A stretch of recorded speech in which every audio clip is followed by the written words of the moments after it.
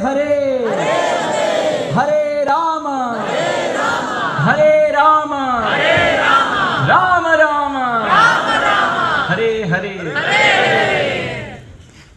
So since the children very beautifully chanted the Mangala Charana, we will just chant the Vaishnav Pranam prayer and then we'll get straight into the discussion. Vancha kalpatarubhyascha kripa sindhubhya eva patitanam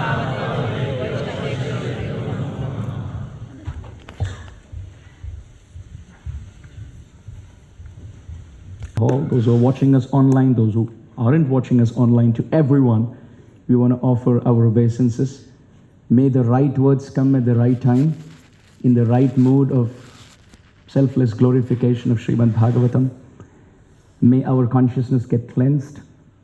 May our hearts get pulled 1 inch closer to the lotus feet of Shri Shri Radha Gokulananda.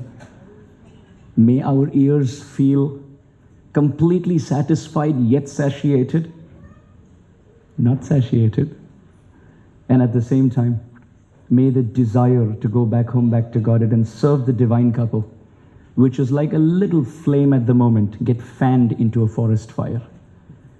With this being the only intention of our discussion, I repeatedly beg each one of you to offer a prayer, even if it's for 10 seconds, 5 seconds, 1 second, 30 seconds, with closed eyes.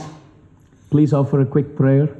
May I feel protected under your auspices. Also make sure once you close your eyes and offer prayers, you also remember to open your eyes. Because we'll have enough opportunity to close the eyes once the class begins. So having said that, it's our honor and privilege. My wife Swastika is here, so this is our first time coming here to Bhaktivedanta Manor. Both of us put together, we offer millions and millions of gratitude to everyone present here, everyone who's been organizing this event. And thank you for welcoming us to such a beautiful, wonderful, empowered, powerful temple of Srila Prabhupada. In fact, when we went to Prabhupada's room, there was something very mystical. This was the first time we entered the room, and His Holiness Swayam Bhagavan Keshav Maharaj took us there. We were so fortunate to be taken by him. And he showed us the picture where Srila Prabhupada is sitting and speaking to the guests. And so many times we have seen, talking about myself, we have seen the picture of, and even the video of Srila Prabhupada playing with the child on the beautiful lush green grass background. And I would always wonder where that was. And Keshav Maharaj, just pointing outside the window, he said, that's the place where Srila Prabhupada sat. Of course, there was a Janmashtami tent there. But he said, just imagine, instead of the tent, Srila Prabhupada sitting there and chanting japa. So, can't imagine the good fortune of all the devotees here. Sometimes familiarity breeds contempt, right? So it's nice to see the same place from the eye of a visitor. We coming from outside, we really value every single place. But there's a saying that those living on the banks of the Ganga prefer to go somewhere else to bathe. So my sincere prayer to everyone in the community, let that feeling never set in. Let's value this place to be a powerful tirtha where His Divine Grace placed His lotus feet. And I was told after LA, this is the place where Srila Prabhupada spent maximum amount of time in the whole world. So that's amazing. So to each one of you Dhamvasis, I again bow down. Thank you very much for welcoming us. So this evening, we start on a very beautiful journey. And the topic that was given to me is glorification of Krishna in Vrindavan. That's like an ocean with unlimited tides. Should you start with the tide of Krishna's unparalleled, exquisitely formed, most attractive, delicate, featured, beautiful threefold bending form? Or should you start with the high tide of Krishna's unlimited qualities? Or should we talk about the high tide, the ever-increasing high tide of Krishna's glorious, exceedingly beautiful pastimes? And if you, let's say, pastimes, which pastime? So therefore, this evening, we'll start from somewhere and we'll start tasting a drop from each of these tithes. And we'll see where we go with it. Is that okay with everyone? Is the sound okay now for everyone at the back? Can we have a quick sound check before we begin? A big Haribol at the back if you can hear. Thank you, thank you, thank you. In America, once I said, can we have a quick sound check and can we have a Haribol? And there was a big Haribol. And then I was not sure whether it was Haribol or horrible. Then I had to ask again. They said Haribol. I was like, okay, it's not that bad a situation, right? So in Srimad Bhagavatam, there are 12 cantos. The 10th canto of Srimad Bhagavatam deals with 90 chapters of description of Sri Krishna. There are 335 chapters spanning over 18,000 verses in 12 cantos. And the 10th canto has 90 chapters, of which about, you could say, the 39th chapter is when Krishna leaves Vrindavan and goes out to Mathura.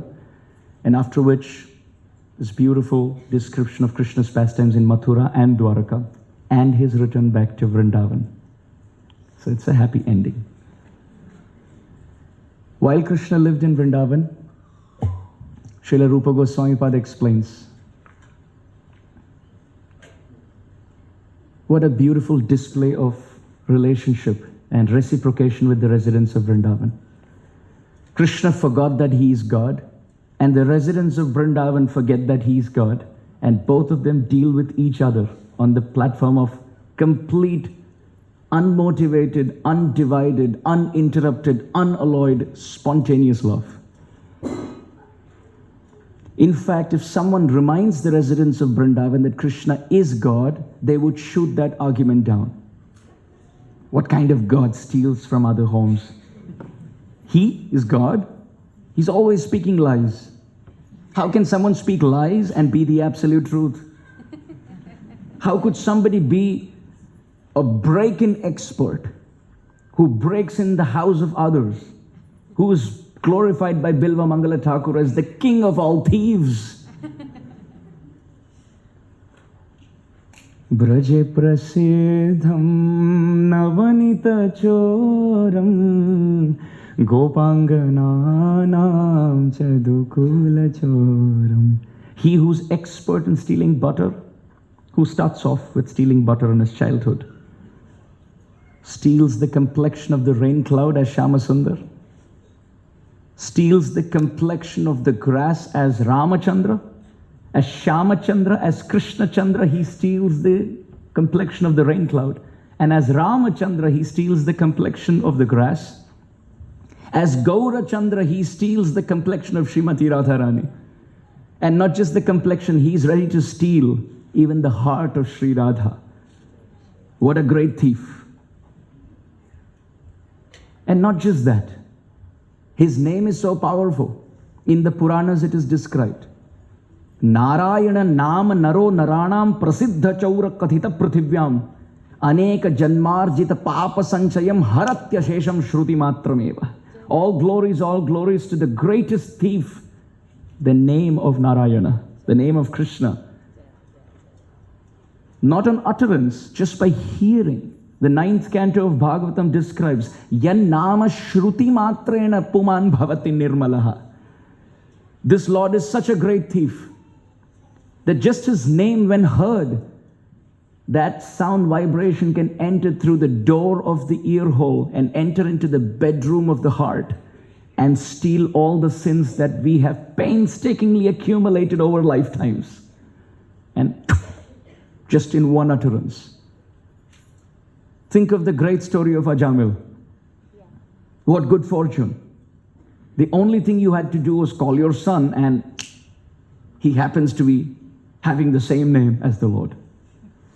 Mriyamano harer nama granan putropacharitaha ajamilopya gadhama kim utashraddhaya granan.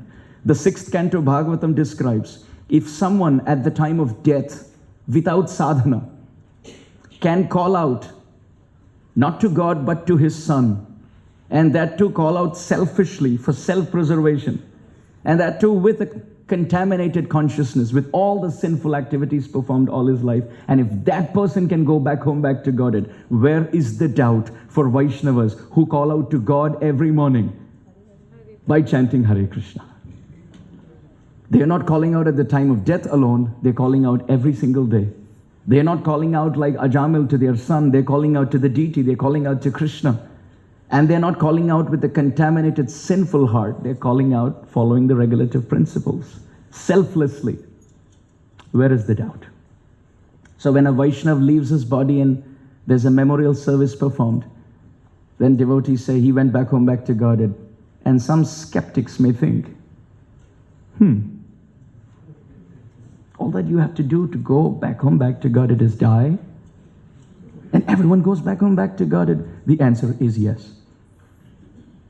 When Srila Prabhupada was asked, how many pure devotees are there? Srila Prabhupada said, how many devotees are there in our movement? That's how many pure devotees there are. Because everyone's on the path of perfection. Even that moon, which is a no moon, or maybe Pratipad, the first day, or Dvitiya, the second day, or Tritiya, the third day, slowly but surely evolves to become a full moon Purnima in just 15 days. Each one of us is like a ever-increasing, exceedingly brilliant, radiant moon, where the moonbeams of bhakti is only increasing with the night sky of Shyamasundara's grace. So what a great thief Krishna is. You see his form and he steals your heart. You hear about him and think about Rukmini. She heard about Krishna's qualities. Shrutva gunan bhuvana sundara shrunvatam ye nirvishya karana vivarai haratonga tapam. Rukmini writes a letter to Krishna and says, what a great thief. I haven't even seen you, O Krishna. And your qualities, your descriptions, your pastimes are so exciting. When I heard it from the lips of this Brahmana, they enter my ear hole and snatch my heart and tie it with ropes of love to your lotus feet. So if you, through your katha, through your qualities and pastimes, have the power to steal my heart, what power you have to steal me in presence? Please come and steal me away from this marital proposal. So whether it's his name, whether it's his form, whether it's his quality, whether it's his pastimes, they're all attractive. But then the question is, who is he attracted to? Srila Rupa Goswami Pad has described in Bhakti Rasamrita Sindhu. Leela premna priyadhikyam madhurya prem venu rupayo iti asadharanam proktam govindasya chatushtayam. That Krishna loses his heart to the residents of Vrindavan. He loves them. He loves them to such an extent that when Brahma comes and offers prayers during the Brahma Vimohan Leela, the very famous pastime, Brahma offers prayers. He realizes this little boy who eats of his left hand with food dripping between his fingers, and he has all these different pickles, achar, prachar, vichar. We say prachar is the essence, right? Preaching is the essence. But for Krishna, achar was the essence. Achar means pickle. Krishna's licking pickle between his fingers with a wonderful, tasty, delicious curd ball, yogurt ball in his left palm. And he's searching for calves and still feeding himself and still walking around searching for calves. Now in Vaikuntha, that's a culture shock. You go to Vaikuntha and you see Vishnu eat of his left hand, you're daydreaming. In fact, if you even think that that's possible, Jai and Vijay will... Of course, the four Kumaras didn't think so, but they were still. In Vaikuntha, it's a culture shock because the Lord is so majestic. Kshiro danvat pradeshe shuchimani vilasat saikate mauktikanam mala kriptasanastas patikamani nibhair mauktikayir manditangaha shubrair abrair adabrair upari virajitair mukta piyusha varshaihi Anandina Puniya Dari Nali Nagada Shankhapanir Mukundaha.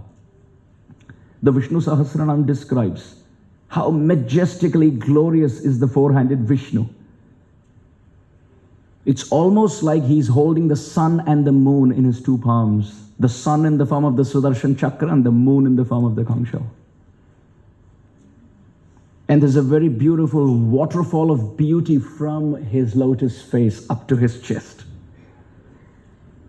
which splits in multicolored beads in the form of the necklace that he wears. And what to speak of his face, which is like a moon, and sometimes compared to a rain cloud, and sometimes compared to a lotus flower. Metaphors and similes lose their space.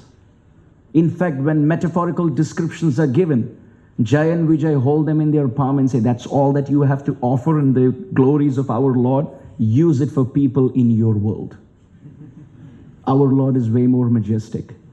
So in that Vaikuntha where the Lord is so opulent, millions and millions of Lakshmis are massaging his lotus feet. He's sleeping on the great serpent bed, Ananta. And there are milk bubbles formed in Shvetadvip. There it's a culture shock to think that God can eat of his left hand. Especially when he's not even offered that food, but he steals it. And doesn't steal it from homes, he steals it from the mouths of his friends. So here is Madhu Mangal eating a sweet, and he said, this is so tasty. Krishna said, give it to me. When Brahma saw this, it was a culture shock. And Brahma knows God because he comes from the lotus, which comes from the navel of Mahavishnu. So he was sure this is not God. These residents in a little village where they are in their own sweet bubble world, they feel he's God, but actually that's not true. And when he came to test, he fell to his knees, offering prayers to Krishna, realizing that he had 4 heads, but they were all spinning in bewilderment. When he offered his prayers to Krishna, he's offering so many prayers in the 14th chapter of the 10th canto. And Krishna's bored. He's looking everywhere. He's looking at his palm, counting the number of fingers he has. And from the corner of his eye, he's looking at what his friends think of him. The friends looking at Krishna, and they're talking to one another. Who is this weird-looking four-headed fellow? Have you seen him ever? He said, I don't know. This is the first time I've seen such a guy in Vrindavan. And the other friend's like, what's more amazing? How does Krishna know him? And the other friend comes in and says, that's not the most amazing thing. It's not this guy. It's not Krishna's friendship with him. What's amazing is this guy has 4 heads and no brains. Because he thinks Krishna is God. He's offering prayers to our friend.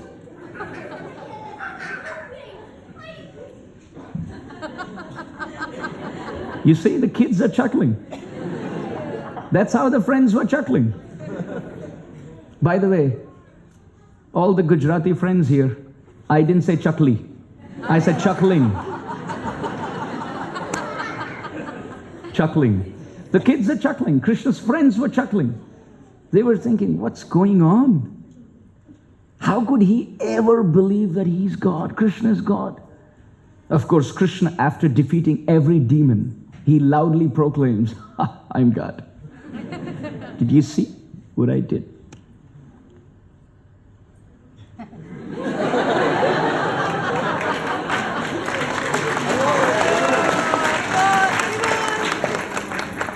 Thank you, Krishna. Krishna is present in full potency in the hearts of all the Vaishnavas. The friends can never believe that Krishna is God. Krishna, after defeating Aghasur, Bakasur, Dhenukasur, Arishtasur, he would claim to his friends, did you see my prowess? Did you just see? That's just Mama Tejamsha Sambhavaha. That's just a spark of my splendor. And the friends say, don't take credit, Krishna. Krishna said, didn't you actually see? All of you were scared. You called out my name for protection and I protected you. They say, it's not you. Nimitta matram bhavashavyashachi. Just be an instrument. It's not you. Your father Nanda Maharaj worships Shaligram Shilas. And it's that Vishnu who enters in you. Of course, Vishnu loves every worshipper. And your father Nanda Maharaj worships Vishnu with so much love.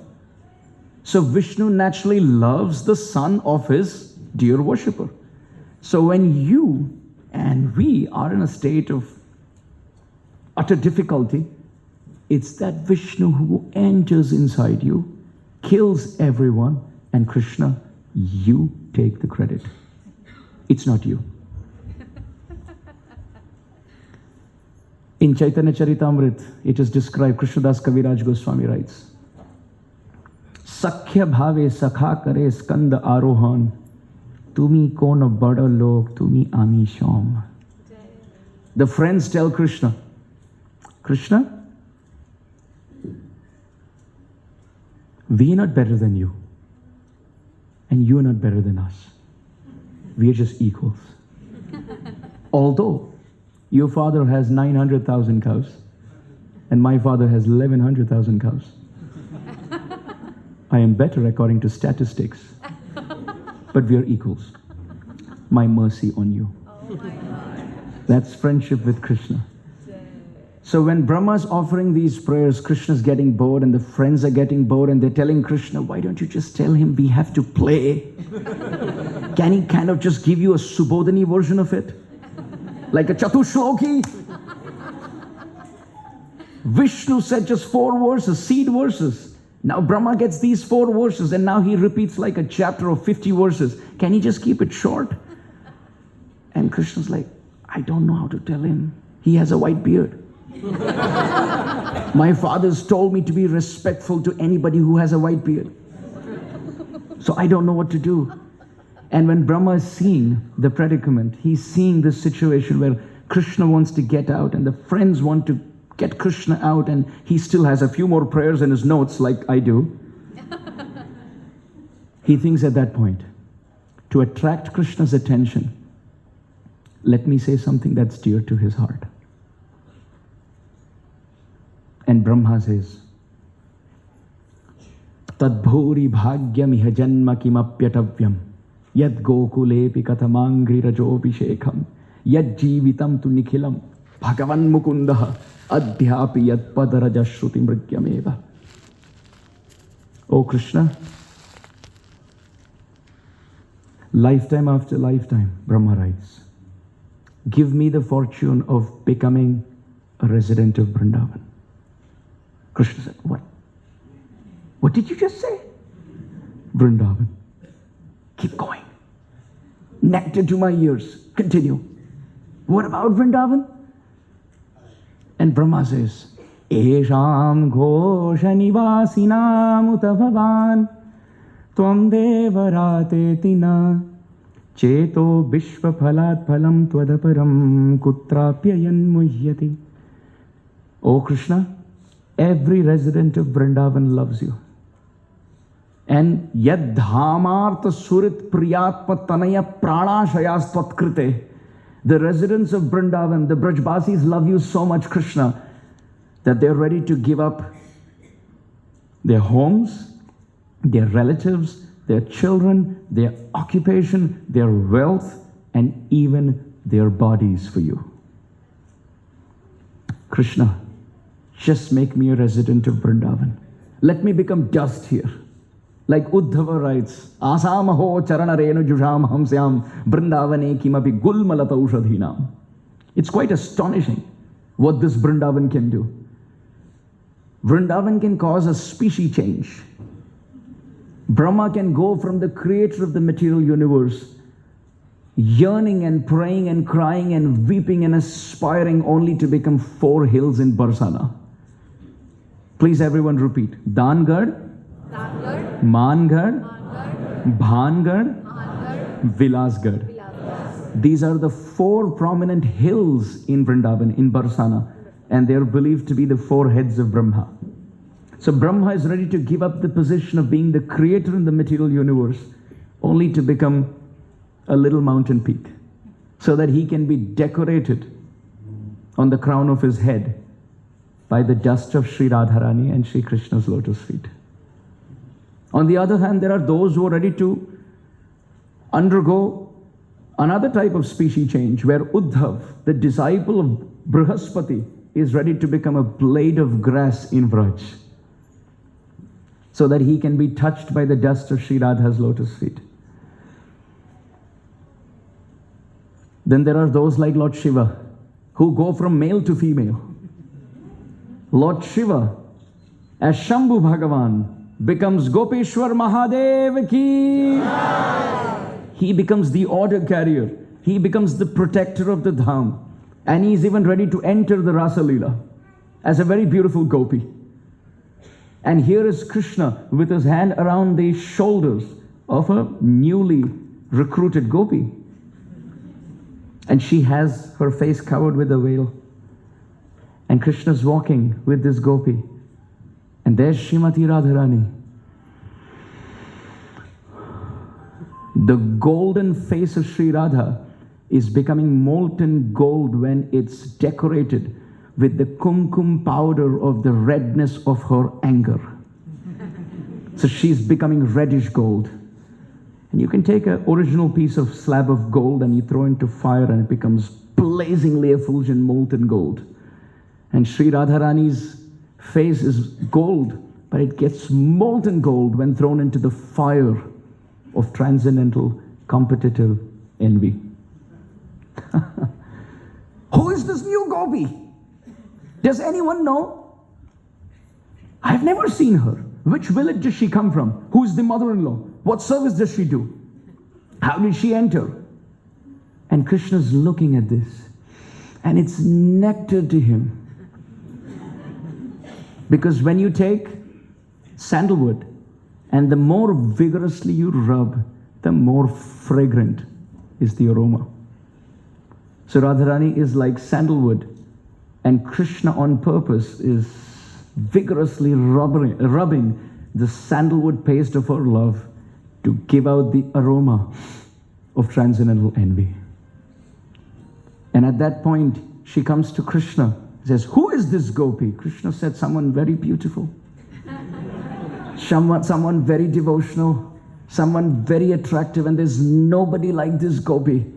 Radharani said, "I can't stand to see this. I don't know who this gopi is." And she takes the veil off. And this gopi has 3 eyes. It's not gopi, but this is Gopeshwar Mahadev ki. So then there are those like Lord Shiva who go from male to female. Not to forget Narada Muni, who went from male Narada. Narada Muni bajai bina Radhika Ramana name. Going from being a great celibate saint, dipping into Kusum Sarovar and coming out as Naradi Gopi. And now here, Brahma is begging Krishna, catching his attention. Brahma understood that Krishna attracts the whole world, but what attracts Krishna is the love of the residents of Vrindavan. Krishna is all attractive by his name, form, qualities and pastimes, by his flute, very beautiful flute sound, by his threefold bending form, whether it's Venu Madhuri or Rupa Madhuri or Leela Madhuri, his pastimes, or Prema Madhuri, the beautiful, wonderful ocean of love that Krishna's friends and Krishna's associates and the residents of Vrindavan submerged Krishna into. He's very attractive. But what attracts his heart is the love of the residents of Vrindavan. So Brahma says, let me become a resident of Vrindavan. And when Krishna heard Brahma glorify Vrindavan, and he looked at Brahma, Apurva Amrita Nadi Vahe Taramukhe. Oh Brahma, please continue. It's nectar dripping from your lotus mouth. That's how dear Vrindavan and Brajvasis are to Krishna. In the 10th canto of Srimad Bhagavatam, the first 39 chapters talk about Krishna and the residents of Vrindavan in different rasas, in different moods. Some in friendship, like Madhu Mangal who loves to eat laddus, or like Mother Yashoda in Vatsalyarati, or Krishna's household servants like Chitrak, Patrak, Raktak in servitude, or the gopis of Vrindavan headed by Srimati Radharani in Madhurya Rasa or conjugal mood. Out of these 39 chapters, there are 5 chapters where the gopis have sung glories of Krishna. They are called as the Panchapran, the 5 life heirs of the 10th canto. And in the first of those 5 chapters, which is chapter 21, it is called the Venugit. The gopis glorify the effect of Krishna's flute. There are 20 verses in this chapter. But in one of those verses, the gopis very specifically glorify the cows of Vrindavan.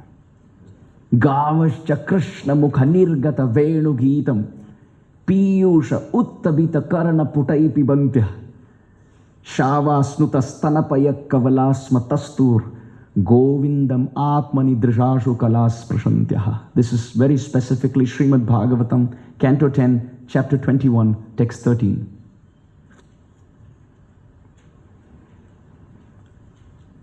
Everyone knows how much Krishna loves the cows. In fact, here, I haven't visited yet, but I've been told there's a very beautiful Gaushala. Yes. Everyone who's been to the Gaushala and who approves of this statement, please loudly say Haribo. Haribo. Thank you. The cows of Vrindavan are such an integral part that the whole family is called Gokula. Gokula. Kula means family. And Go means cows.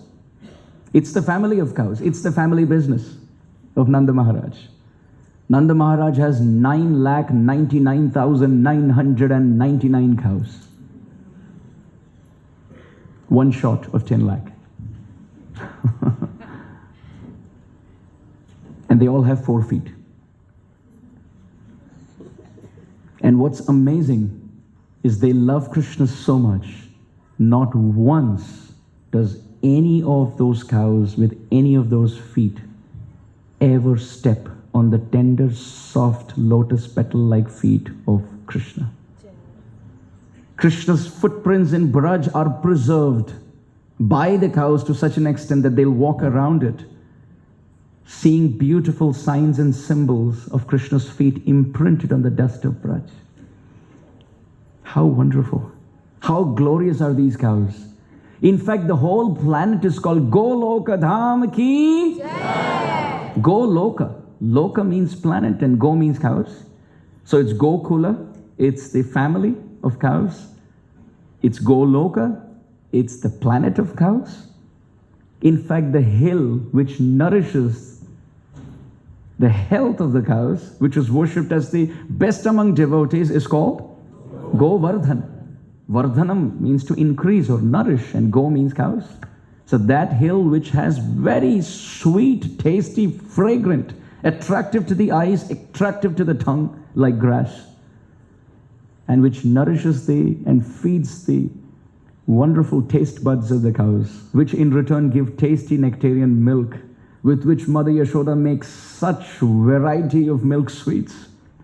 Today is not Ekadashi, so we can always talk about it. It's all offered to Krishna, so it's not sense gratification. It is, but it's spiritual. Mother Yashoda is making all these beautiful preparations for Krishna, coming from the milk of the cows who are nourished by the grass of Govardhan. So the hill is called Govardhan. So Gokula, Goloka, Govardhan. And think about Krishna's names. He gives joy to the cows, therefore he's called Govinda. Govinda! Govinda! Seems like Tirupati. He protects the cows, therefore he's called Gopal. Gopal. And because he, along with Radharani, gives joy to the family of cows, they are called Radha Gokulananda ki. This is the integral presence of cows in Krishna's life. Krishna loves everyone in Braj. Everyone is attracted to Krishna. Krishna is attracted to everyone in Vrindavan, but he has special affinity to the cows. It's described those who serve the cows, those who please the cows, those who milk the cows, those who offer obeisances to the cows, those who bathe and circumambulate the cows. In fact, those who even play and caress the cows, they will all get the mercy of Krishna. This is all said in the Shastra. Therefore, to have Goshala, to protect the cows, to take care of cows, and to give that milk to Krishna and feed the Vaishnav community is one of the best services to mankind in a generation of cow slaughter. So to all of you who've been directly and indirectly connected to the Goshala, my obeisances to you. Yeah. Big Haribo. Nanda Baba, he meditates on cows. That's his meditation. Now someone from the Western world, you tell them, someone who has no idea of Srimad Bhagavatam, you tell them, the Supreme Father has a father and he constantly meditates on cows. They will feel this is another J.K. Rowling classic. But this is the truth. To such an extent that when Krishna was born and Gargacharya came to read the astrological chart for Krishna, the only question Nanda Maharaj had to ask the astrologer, please tell me, please look into the future of my child and tell me, will he be the king of Vrindavan taking care of cows and bulls? That was the only thing he wanted to know. And Gargacharya looks at the astrological chart and he says, "Oh Nanda Maharaj, your son Krishna was born in the Rohini Nakshatra, the star constellation. And that's related directly to cows. And therefore he will be fantastic. His relationship, his sensitivity, his dealings with the cows and calves will be unparalleled." And Nanda Baba said, "But what about the bulls?" Gargacharya said, because he was also born in the zodiac sign of Taurus, which is bull, your son will be very good with bulls. Nanda Baba was like, that's all that I want to know about the future of my son. He's going to be good with cows, calves and bulls. What else is there in life? Mother Yashoda is no less. She's putting Krishna to sleep. And Krishna tells Mother Yashoda, can you tell me something about cows? And Mother Yashoda says, let's talk about cows some other time. You have all your life to talk about cows. Let me tell you another story. Krishna said, okay, but promise me it's a story I have not heard before. And Mother Yashoda said, I'll tell you a fresh story. Krishna, do you know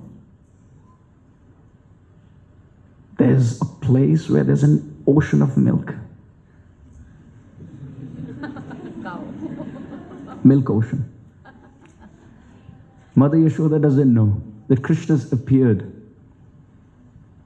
because of Lord Brahma praying at that milk ocean. In the first chapter of the 10th canto. Mother Yashoda says, there's a place where there's an ocean of milk, O Krishna. And Krishna's immediate question is, how many cows does it take to make a milk ocean? How many cows? And Mother Yashoda said, you don't need cows for an ocean of milk. Krishna said, how is it possible? How can you have an ocean of milk without cows? Mother Yashoda said, it's possible. Krishna said, who does it? Mother Yashoda said, God does it. And Krishna said, God? What does he do? Mother Yashoda said, he makes white cows eat green grass and give white milk. That's what God does. And if he can do that, he can also create an ocean without cows, ocean of milk without cows. Krishna said, really? Who is he? Who is God? And Mother Yashoda said, folding her palms, he is the Supreme Personality of Godhead. Krishna breaks into a smile and goes to sleep. That's the relation Krishna has with his parents, hearing Gau Katha. We hear Gaur Katha. Krishna hears Gau Katha, the narration of the cows. Krishna loves the cows so much that when he's woken up early in the morning, Mother Yashoda says, please wake up, O Krishna, you've been sleeping all night. Look, I've made such tasty sweets for you. And Krishna's still taking sides and rolling on his bed, and he's saying, are you sure those sweets are for me and not for Balaram? Mother Yashoda said, those sweets are for you, Krishna. And at that point, one cowherd man from the Goshala of Nanda Bhavan, he comes into the bedroom of Krishna and says, oh Gopal! Please everyone. Gopal! Wow. He calls out to Krishna and says, oh Gopal, please come. Krishna said, I'm still tired. And the cowherd man said, when I tried to milk the cows, they wouldn't let me milk them. When I look at the calves and I push them towards the udder of the mother so that we can start milking, the calves are not ready to go close to the mother. The calves and the cows stand like painted pictures with eyes full of tears in separation, looking towards your bedroom window. Oh Krishna, please come and give them the best morning gift possible, the gift of your glance. And as soon as Krishna hears cows and calves, he gets off his bed with his jingling ankle bells. He starts walking with his camphor-like smile, taking Balaram on one side and Madhumangal on the other. Krishna, Balaram and Madhumangal, they walk through the courtyard of Nanda Bhavan into the beautiful Goshala, the place where the cows are kept.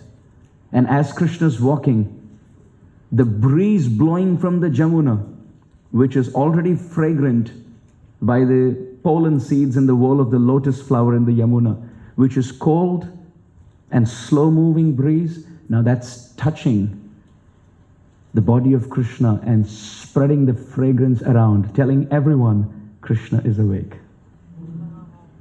As Krishna, Balaram and Madhumangal enter the cowshed, the cows start stamping their rear legs in excitement.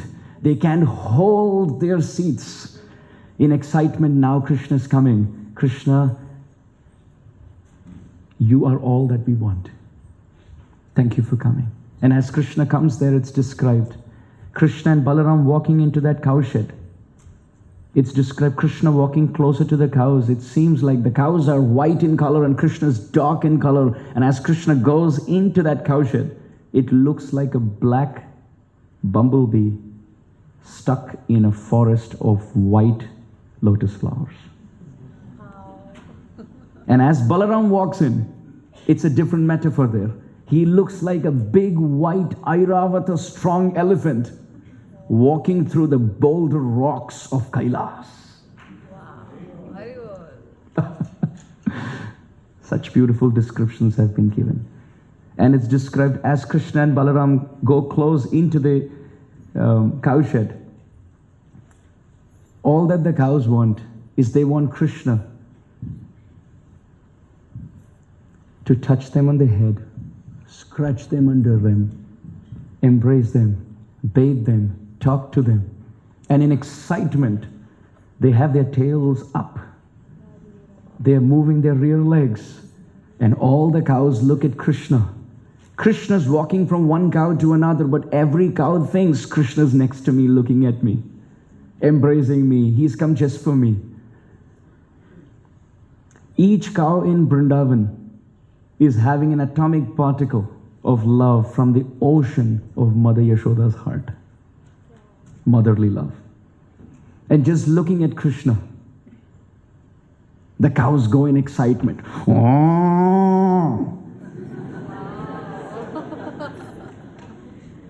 And as they move in excitement, Krishna looks at the cows. Now it's like both of them are from the cloud family.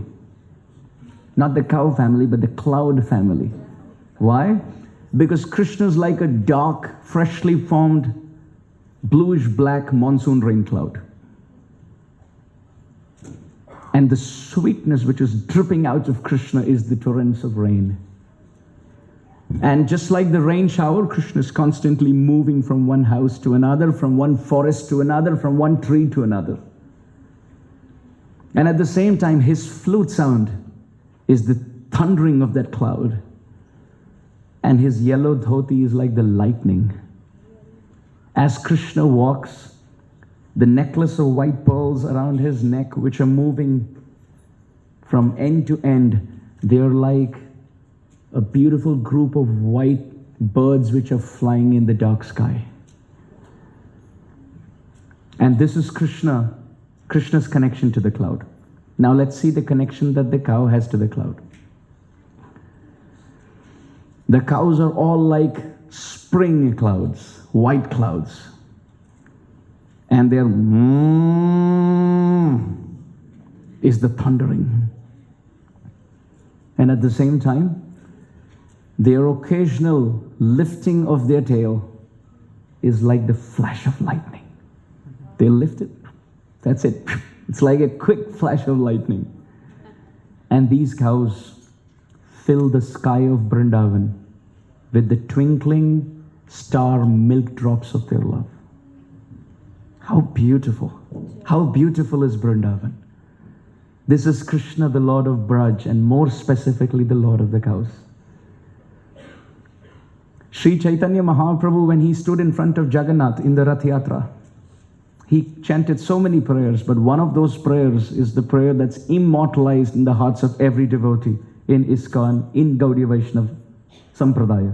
And that is, Namo Brahmanya Devaya Go Brahmana Hitaya Cha Jagad Hitaya Krishnaya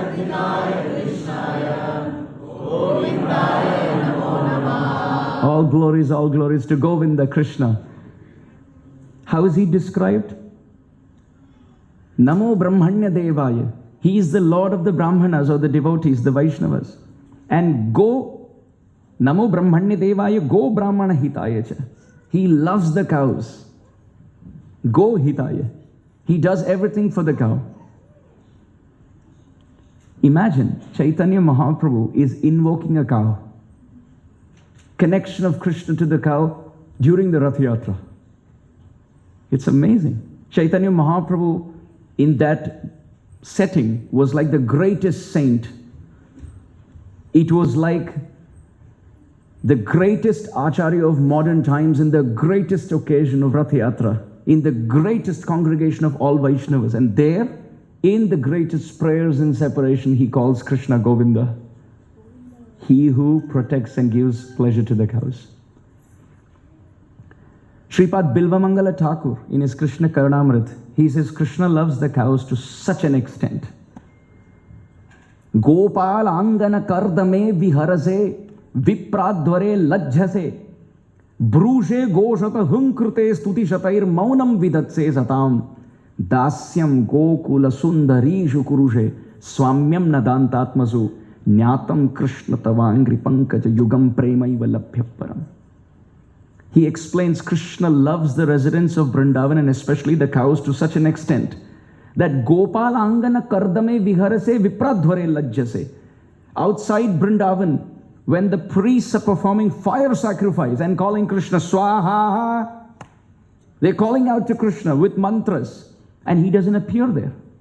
He doesn't go to those sacrificial arena. They're calling out to Krishna. They're chanting all these mantras, pouring in the ghee, making the fire blaze in height. But Krishna doesn't appear there. He's shy because he's being glorified.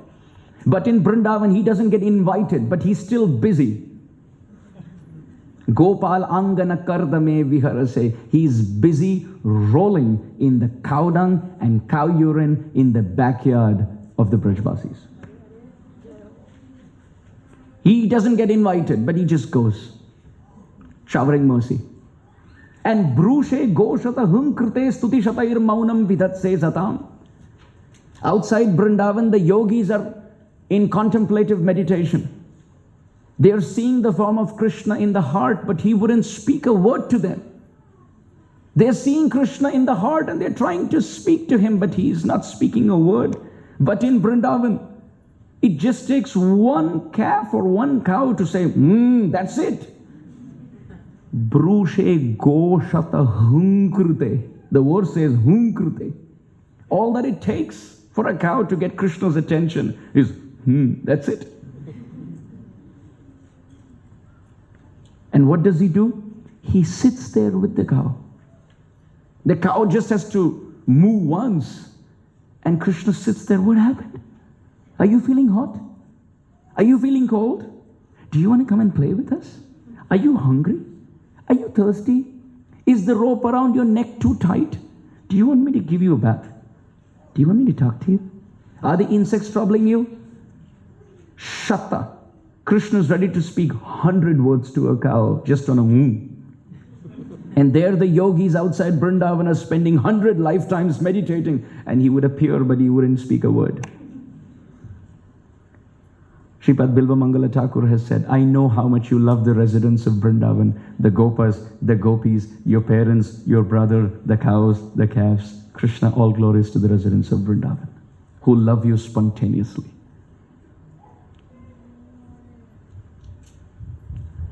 It's described, Krishna loves the cows to such an extent that he has names for all of them. And he has names on the basis of many specifications. On the basis of their color, bodily complexion, on the basis of how many spots they have on their body, on the basis of what kind of face they have.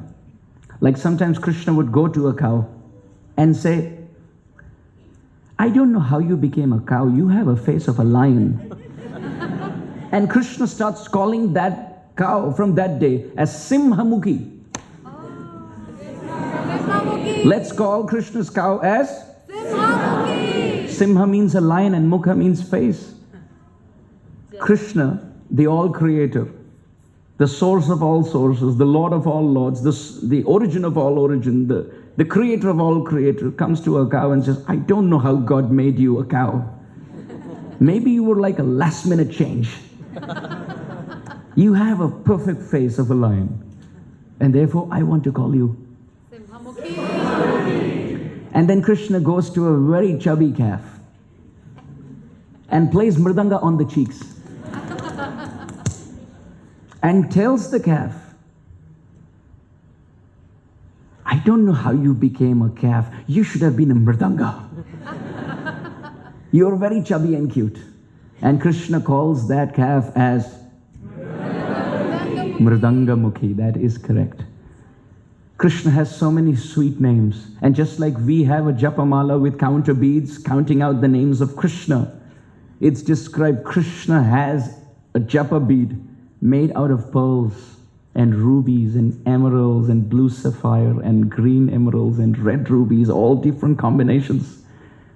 He has a japa mala, and at the end he also has the counter beads, where he counts 108 names of the cows in one group and pulls one bead down. And in this way he keeps track of all his groups and all the cows in all those groups. Unbelievable. Isn't it amazing that we have to hear about Krishna and the land of Krishna, the land of cows, even before we enter there? Rupa Goswami Pad says, originally from Ramananda Rai, but kept beautifully in the Padyavali by Rupa Goswami, Krishna bhakti rasa bhavitamati kiyatam yadi kutopi labhyate tatra laulyam api mulyam ekalam koti janma sukritirna labhyate. That the only price to pay to attain Krishna is genuine love and genuine greed, laulyam, hankering, yearning to get him. It's not that we always hear about, of course we need to have a nice balance of hearing about the precarious nature of this world, but that's not why we are performing bhakti. We are not performing bhakti as escapists, because I don't want this world. Because this world is a dangerous place, Krishna, let me come to you. That's not we are not looking for relocation to escape our problems. We are looking for relocation because we love to be with Krishna in the transcendental world of Goloka Vrindavan. That's the purpose of Harikatha. To hear about the place where we want to go, to fan the inner spark. Yes, I want it. And living in this world, our feet are grounded in humility in this world, but the eyes must be towards the sky, towards that realm. Not that we have our eyes and feet in this world. We must have our feet in this world, but eyes in that world, with the aspiration that someday, not just the eyes, but the feet will also land up in that world. This verse, which talks about eagerness and yearning, is the verse from where Srila Prabhupada took the term Krishna consciousness. Krishna Bhakti Rasa Bhavita Mati in Sanskrit can be translated in English as Krishna consciousness. Srila Prabhupada said this is the international society for all those who want to fall in love with Krishna. Calling out to Krishna. As Krishna is calling out to the cows. There are beautiful names of the cows. Let's call out to them. As we are hearing, let's live that katha. Krishna calls out to his cows, and it's beautifully described how he calls out to his cows. At different times actually. When Krishna takes all his cows to Govardhan, and they're all grazing so beautifully in lush green grass, and Krishna's friends are all playing from sunrise to sunset. Sometimes they're playing on the flutes, sometimes they're running behind birds to catch them by their shadow.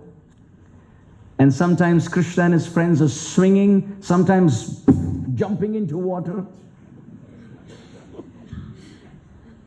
And jumping, squatting like frogs. Sometimes singing like the cuckoos. Sometimes dancing like the peacock. Sometimes Krishna and his friends would jump into water and swim across like white swans. And the swan is swimming. And he opens his eyes and looks around. He has so many swans in the form of the cowherd boys. They're also swimming next to their swan. So the swan gets intimidated. They're all trying to mimic me. So the swan goes underwater. And all the friends go underwater. The swan comes up thinking, they all disappeared. Starts to swim, and he opens his eyes, and Krishna and Balaram are swimming next to the swan. As these friends are playing, they get tired, and they rest under different trees. And at that point, most of the cows are grazing in the lush, green, grass-filled forests of Vrindavan. It's almost like Vrindavan is an ocean of green grass. It's actually the green sea. And as the cows are grazing and eating that grass, there are some very matured,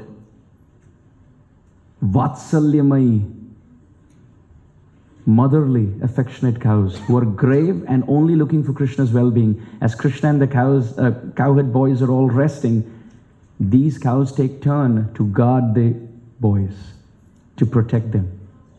And as they wake up, rejuvenated from their sleep, they look for their sticks, and the cows start licking the feet of Krishna and sniffing him with so much joy. And at that point, Krishna looks, it's time for me to call the cows back. It's evening time. Just like as they left in the morning together, they must come back in the evening together. In fact, their leaving together is also so beautifully described. Should I continue and explain how the cows are leaving in the morning? Yes, Haribol. Are you sure? Haribol. Srila Krishnadas Kaviraj Goswami explains in another beautiful text. In the morning when Krishna and Balaram and all the boys leave with the cows and calves, it's like unlimited white rivers all flowing towards the forest. When the demigods from the heaven are looking down, they see, we are seeing in this world Ganga, Yamuna, Saraswati, Narmada, Sindhu, Kaveri, Ityadi, right? 7 rivers.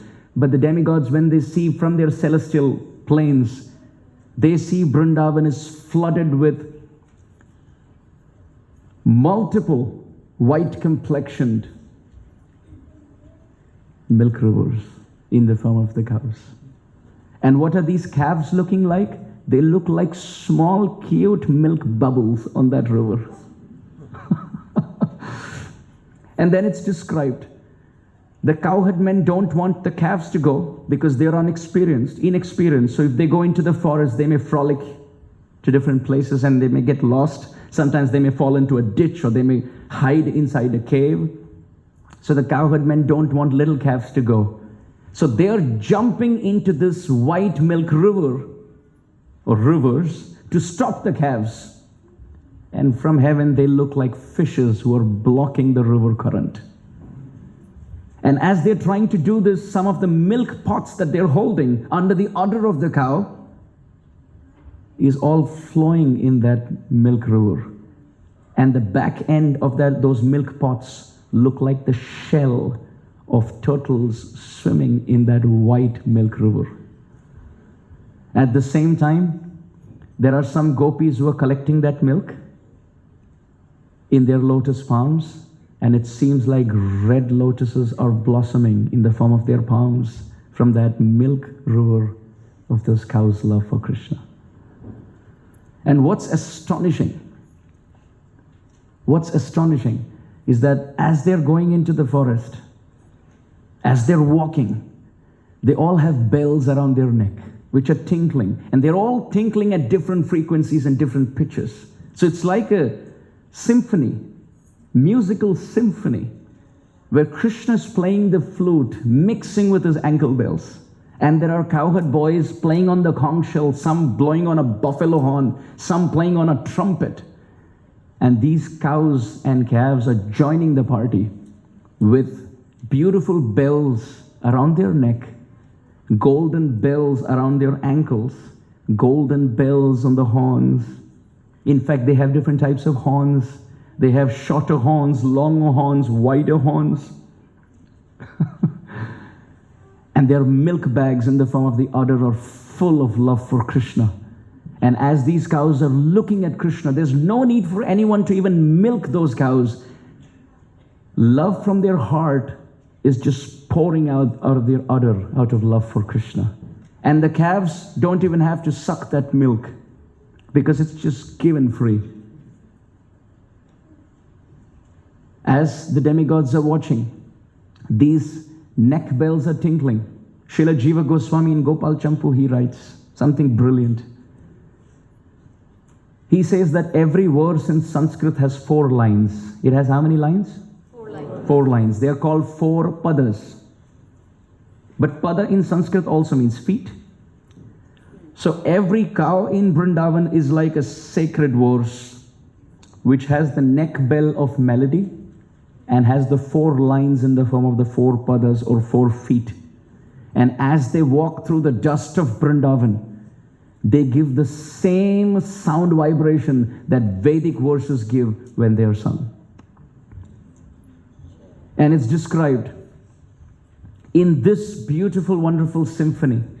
As they're walking, they hit with their hooves the dust of Vrindavan, which is raised up like a gold cloud, which can eclipse the opulence of Indra's capital city.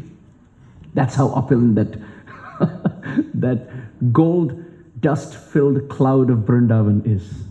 Very beautiful and very majestic. Now, as they go into the forest, the cows are playing, the boys from sunrise to sunset, they're playing. They have their meal, they're talking about what they have done that day. And now it's time for Krishna to get all the cows back. And that's when it's time to call out to the cows. So Krishna is sitting on top of a tree branch. And it's described Krishna has his feet outstretched on a branch of a tree. He has one of his arms completely intertwined with the branch, and he's playing on the flute, becoming one with the tree, because Krishna is like a tamal tree, he's like a wish-fulfilling tree. So many metaphors for Krishna. And it's described Krishna's arms are like a very strong, dark-complexioned, smooth snake skin. As Krishna has wrapped his arms around the branch of a tree, it seems like there's a snake. It seems like Syam Sundar is a serpent. His arms are slithering like a serpent. They're very broad, and they taper and narrow down, and they're dark, and they're thick, and they're slimy and shining.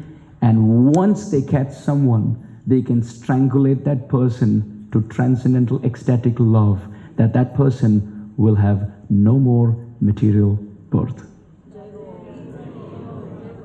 Now, as Krishna is sitting on that branch, that's the snake-like arm, Bhujadanda. And at the same time, his flute sound, they are like those notes seem like the leaves on that branch. And at the same time, Krishna's yellow dhoti, which is moving by the breeze of Brinda Devi's arrangement, they are like the blossomed yellow champaka flowers on the branch of that tree. And the red sole of Krishna's feet is the most juicy, hanging fruit dangling from that branch. And in this mood, Krishna is calling out to his cows. Is everyone ready to support Krishna in his eternal project of calling out to calves in the evening? Please say Haribo. Haribo! So let's call out. Krishna is now calling out to the white cows. Hamsi! Hamsi! Chandani! Chandani! Ganga! Ganga! Mukta! Mukta! Now Krishna is calling out to the black complexion, dark complexion cloud. Shyamala! Shyamala! Yamuna! Yamuna! Dhumala! Dhumala! Now Krishna is calling out to the red complexion cows, which are little reddish and pinkish, cows which are pinkish in complexion. Aruni! Aruni! Kumkumi! Kumkumi! Now those which are little pale, don't worry, they don't have jaundice. But they are little pale in their complexion. Pita! Pita! Pingala! Pingala! Haritaki! Haritaki! Krishna has randomly given them these names. And then on the basis of the natural skin complexion, sometimes the cows have different shapes and they have different dots and speckled patterns on them. Some of them have tilak-like formation, but they have different types of tilak. Don't tell me that's the origin for the different Sampradayik tilak. I'm not saying that. I'm not saying that. But there are different tilak markings naturally formed by birthmarks in the body of the cow. And Krishna calls them Chitra. Chitra, Chitra means she who's very attractive and astonishing with the dot patterns on the body. Then Chitra Tilaka. And some have very long tilak. Dirgha tilaka. And of course, we also spoke about those who have faces like lions. And what are they called? And those which have faces like a beautiful mridanga. And in this way, Krishna calls to all the cows and calves, and it's described as they're chewing onto the grass, dear devotees. Srimad Bhagavatam at this point comes to the verse of Gavascha Krishna Mukha Nirgata Venu Geetam Piyusha Uttabita Karana Putai Pibantyaha Shavasnuta Stanapaya Kavalasma Tastur Govinda Matmani Drishashu Kalas Prashantyaha. This is 10:21:13. This is the context. It is described by Shukadev Goswami when Krishna calls out to these cows and calves. What is their response? What is their response? The cows and the calves stand like motionless painted pictures. They all have their ears go like cups upward. It's almost like through their ears, which are like cups, they want to hold the nectar of Krishna's flute sound. Now the question could be, why not just have it like this? Have you seen cute calves which have their ears like this? And sometimes just one moves, and that's even more cuter. Right? So why not just have it like this, and why have it as cups upward? Srila Sanatana Goswami, in his commentary to that verse of Srimad Bhagavatam, he explains the cows love Krishna's flute sound so much and his personal call so much that they feel if they keep the cups of their ear horizontal, some of that nectar may drip down their ears. So they hold it and uphold it like cups upwards so that they can catch all that nectar without any spilling. Wow. Thank you, Prabhupada. Thank you for introducing us, opening the doors to this divinity.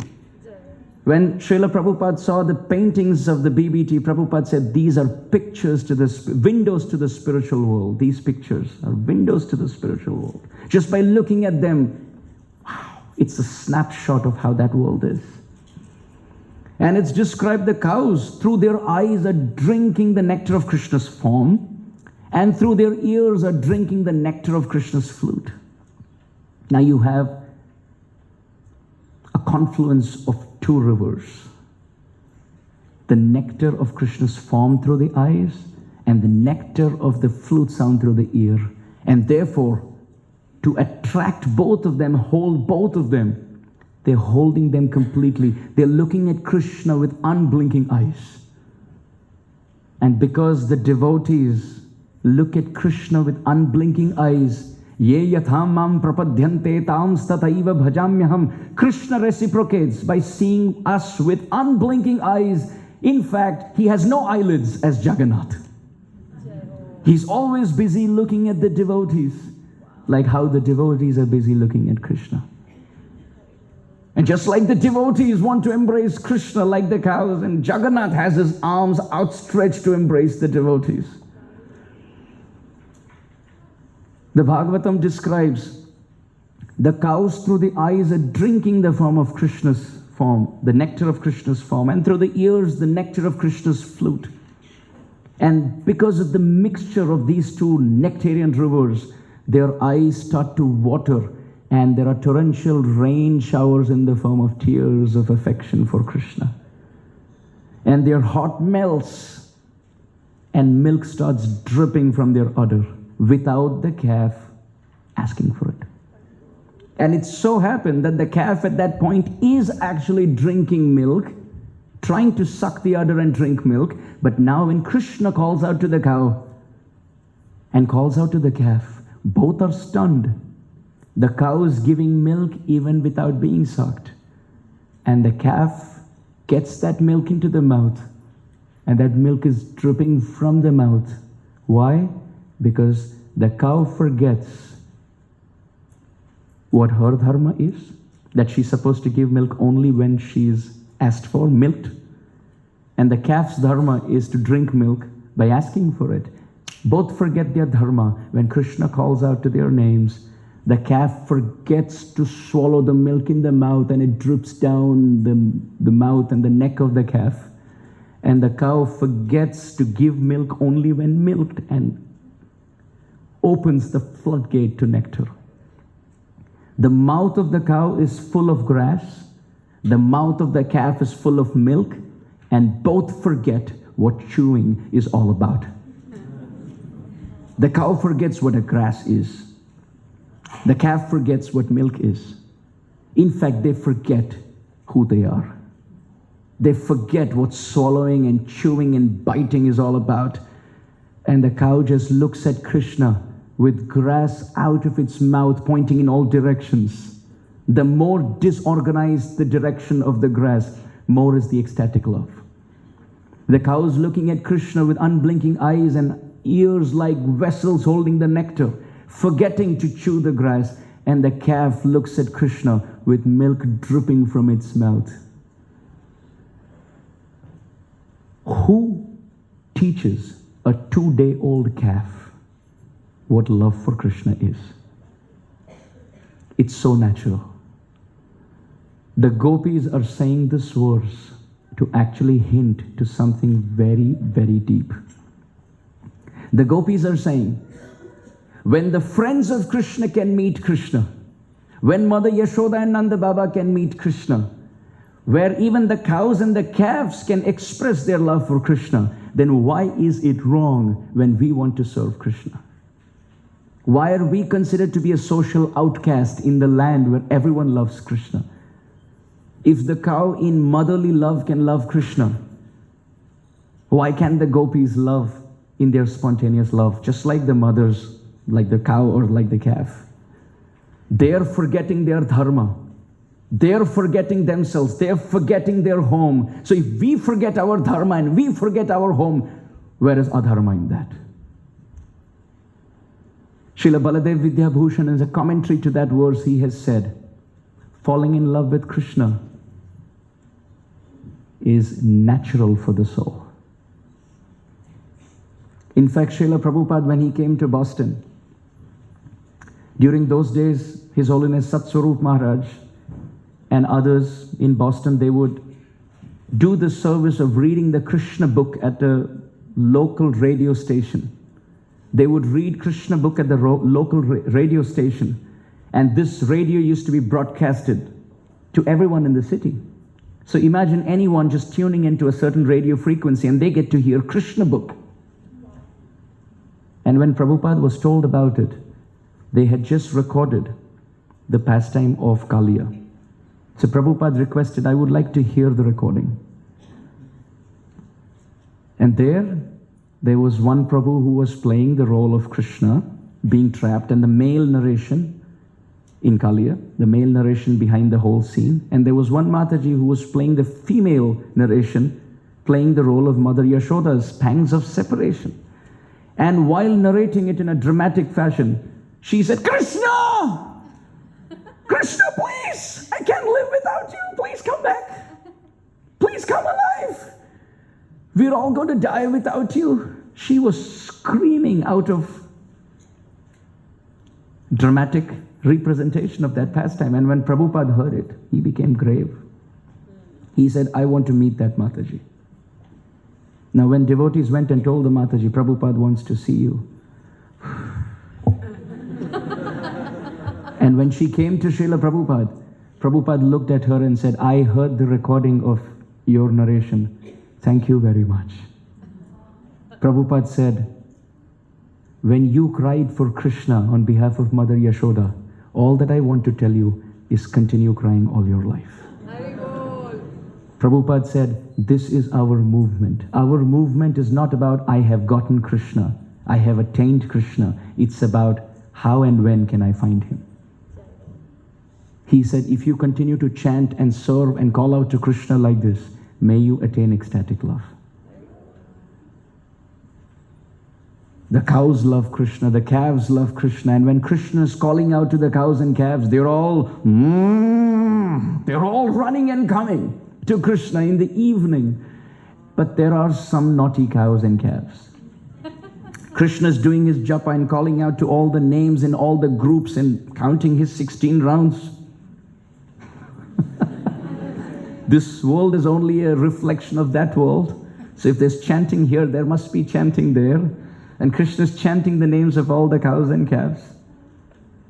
But there are some naughty calves and cows. Who wouldn't come when Krishna's making a public group announcement? Have you seen when the airline announcers, they're announcing zone 1, zone 2, zone 3, etc. And there are some passengers who won't arrive on time. Then what happens? Then there's a personalized call by name. This is the final call. Right? With a passenger with that name. Where do you think that comes from? It comes from Goloka Vrindavan. Because the cows are called out in groups. And there are some naughty ones. They say, well, if I go now, that's good. But if I don't go now, it's very good. Because then he will call me by my name. And that's exactly what happens. Krishna loves his cows and calves so much that when there are calves and cows hiding, Krishna then calls out to them individually. He jumps off the tree and starts looking out for them, and they're like, that's all that I want. That personal relationship with the only one for the rest of eternity that I can happily lose my heart to, and it will never be broken. The cows come back. The calves come back. They're all happy, embracing Krishna. They're licking Krishna's feet. They're smelling Krishna all over, and Krishna's embracing them. And as they come back to Vrindavan, Krishna's very sad because now he has to surrender all the cows and calves back to the cowherd men who are also going to have another counting done. And the cows and calves are sad again. And Krishna goes to sleep, and they have to wait a whole night. And next morning, when Mother Yashoda wakes Krishna up, he wouldn't wake. Because now the cowherd man has to go into the room and tell Krishna, there are cows and calves waiting for you another day. Thank you very much.